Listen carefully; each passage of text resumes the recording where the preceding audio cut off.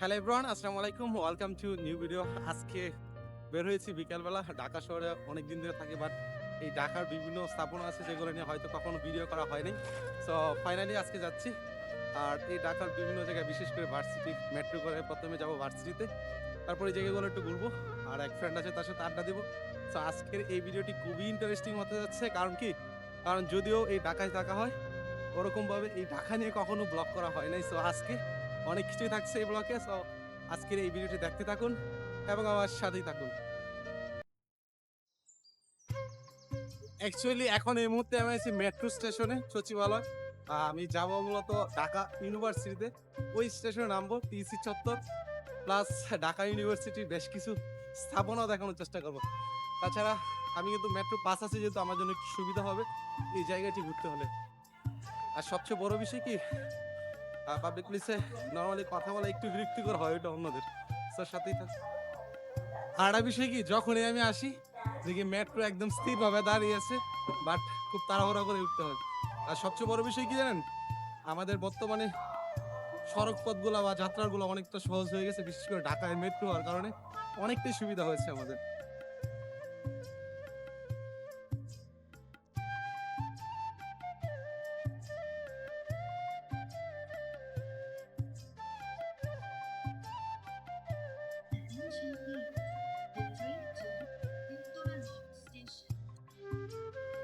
আমি আসছিলাম মূলত সচিবালয় থেকে, এখন নেমে গেছি ঢাকা ভার্সিটি যে স্টেশন আছে এখানে।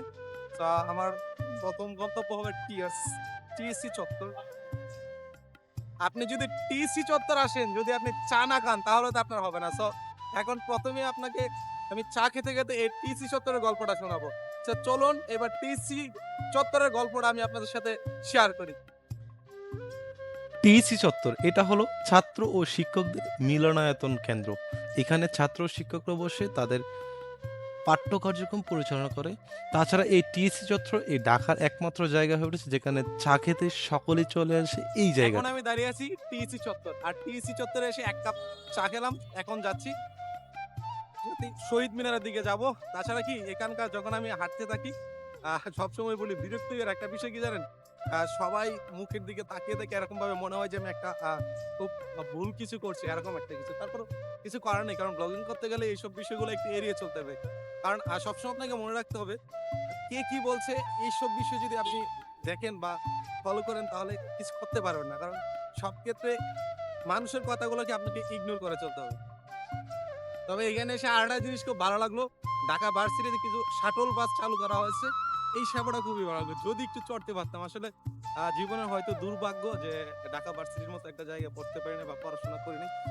সো এটা আসলে ব্যাড লাক বলতে পারি।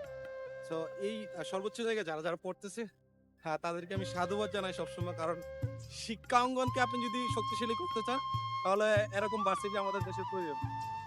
সো এখন আমি যাচ্ছি মূলত শহীদ মিনারের দিকে।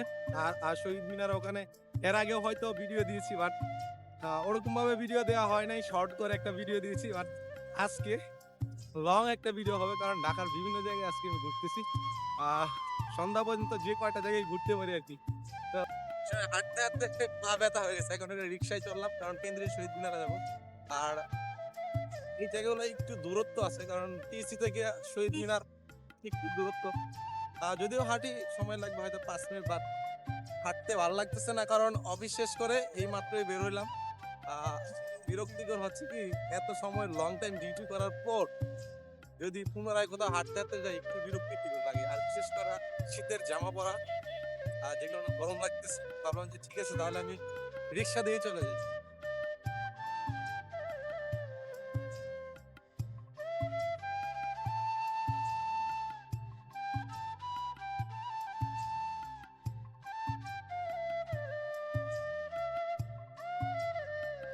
এখন আমি আসছি কেন্দ্রীয় শহীদ মিনারে। আর একটা বিষয় কি, ওখান থেকে যখন হাঁটতে শুরু করেছি ঠিক উল্টো রাস্তায় চলে গিয়েছিলাম। ভাবলাম যে পুনরায় আবার সঠিক রাস্তায়, এই কারণ এখানকার রিক্সাওয়ালা আমরা সব কিছু চিনি। কারণ আমি কিন্তু সেই সুদূর অনেক দিন আগে আসছিলাম, চিপা চাপা রাস্তা আমি শুধু ভুলে যাই। তো এই হলো শহীদ মিনার।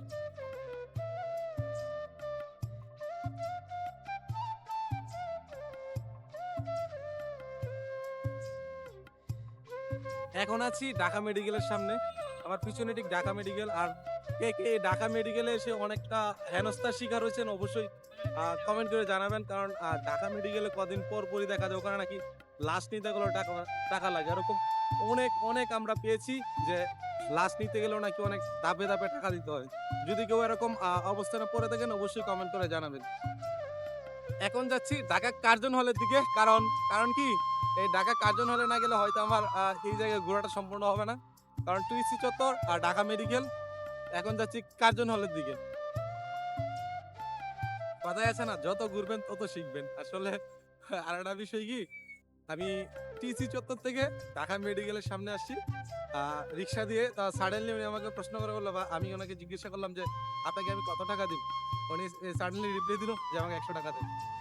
এখন কি বলবো, মানে কিছু বলার নেই থাকে আমার। আমি টিসি চত্বরে ঠিক একটু সামনে রাস্তার ভিতরে ঢুকে গিয়েছিলাম। আমি অনেকদিন ধরে এই দিকে আসি না তো। তো ওনাকে বললাম যে কত দিব। উনি ভাবলো হয়তো আমি এখানে অনেক দূর থেকে আসছি, ভাড়া সম্পর্কে জানি না, বার্গেনিং করবে। অনলি 20 টাকা দিয়েছি, চুপ করে রয়েছে। আসলে যখন আপনি এই ঢাকা শহরে আসবেন, বিভিন্ন ধরনের মানুষের সাথে মিশবেন, তখন একটা তিক্ত অভিজ্ঞতা আসতে পারে বা ভালো অভিজ্ঞতা আসতে পারে। সবাই তো আর যে খারাপ তা কিন্তু না। কিছু কিছু লোক আছে যে আপনি বিপদে পড়লে অবশ্যই সহযোগিতা, কিন্তু রিক্সাওয়ালা মামাদের ক্ষেত্রে একটু ডিফারেন্ট। তারা যদি সুযোগ পায় আপনাকে অবশ্যই কূপ দিয়ে বসে থাকবে।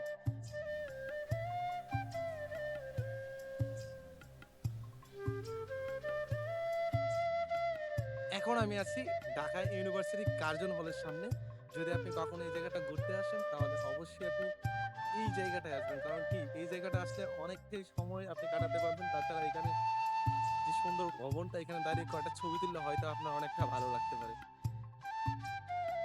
এখন আমি আছি হাইকোর্ট চত্বরে। আর এটা হলো হাইকোর্ট চত্বরের বর্তমান অবস্থা। আপনি যদি কখনো এই ঢাকায় আসেন, এই হাইকোর্ট চত্বরে আসলে আপনাকে জ্যামে পড়তে হবে বাধ্যতামূলক। তো আমি এখন এই জ্যামটা পার হয়ে আজকে মত, আর আমি যে জায়গায় আছি এটা ঠিক পিছনে রেল ভবন আর রেলওয়ে মন্ত্রণালয়।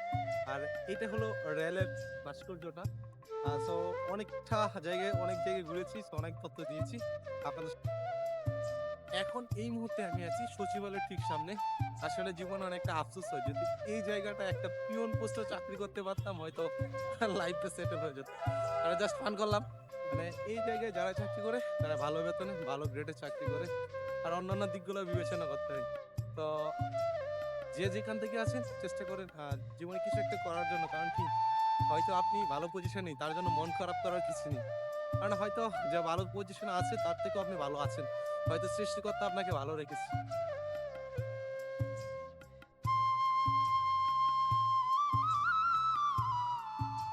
আর আমার ঠিক পিছনে বাইতুল মোকাররম।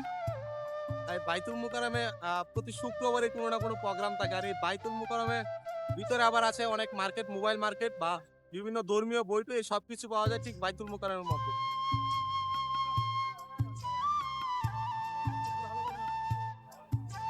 এখন যাচ্ছি Dhaka Gulistan stadium, Bangladesh football stadium, যেটা একমাত্র স্টেডিয়াম এটার মধ্যে বাংলাদেশ বনাম ইন্ডিয়ার ম্যাচটা হয়েছিল। সো একটা অ্যাক্সেস আছে, দেখি এটার ভিতরে ঢোকা যায় কিনা। ওই গেটটা পাশে, মানে 2 নাম্বার গেট দিয়ে ঢোকার চেষ্টা করবো। আর তাছাড়া কি, আর গুলিস্তান আসলে অবশ্যই আপনাকে ক্যামেরা বা অন্যান্য অ্যাক্সেসরিজ গুলা সাবধানে রাখতে হবে। কারণ যে কোনো সময় আপনিও হারিয়ে যেতে পারেন এই গুলিস্তান। কারণ আপনি আছেন, আপনার কিডনি নেই। মানে দুষ্টুমি করলাম, মানে অনেক কিছু হারিয়ে যায়। গুলিস্তান এমন একটা জায়গা যেখানে আসলে আপনি সবকিছু একটু সাবধানে রাখতে হবে। কারণ যে কোনো সময় হারিয়ে যেতে পারেন আপনি নিজেও। আর আমার এই পিছনে হলো স্টেডিয়ামের 5 নাম্বার গেট। সো অনেকক্ষণ অনেক জায়গায় গিয়েছি। তো এখন আমার বাসায় ফেরার পালা। কারণ যেহেতু আমি খিলগাঁও থাকি, এখান থেকে আমার আবার খিলগাঁও যেতে হবে। অনেক অনেকটা জায়গায় ঘুরেছি। তো আজকের মতো বিদায় নিচ্ছি। Bye bye.